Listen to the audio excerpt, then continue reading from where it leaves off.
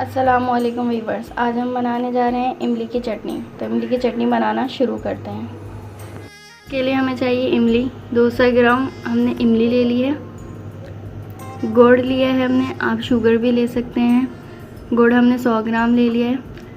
इसका ये रेशो होता है 100 ग्राम गुड़ तो 200 ग्राम इमली। अगर आप लोगों को इमली की चटनी में मीठा ज़्यादा पसंद है तो आप लोग ज़्यादा गुड़ ले सकते हैं।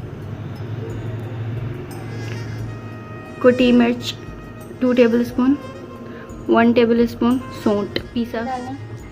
इसमें कुटी मिर्च भी डालें, सौंठ डालें, तो डालें।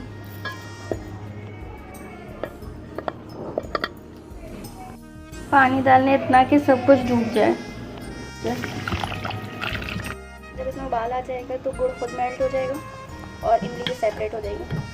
ये देखें,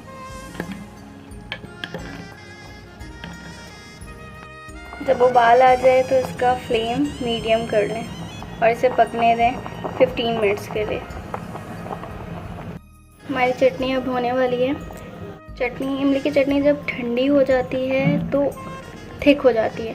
फ्लेम जब ऑफ करें जब ये नॉर्मल लिक्विड हो, ज़्यादा गाढ़ा ना हो। जैसे कि मैं आपको अभी दिखा देती हूँ,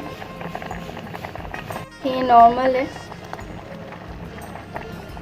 अब मैं इसे उतारूँगी तो ये अपनी थिकनेस डबल कर लेगी। मैंने इमली के पल्प्स को स्ट्रेन कर लिया।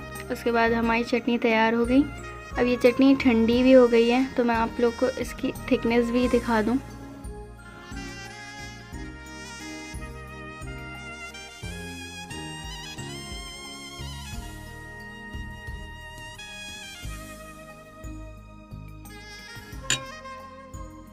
उम्मीद है आप लोगों को मेरी रेसिपी पसंद आई होगी।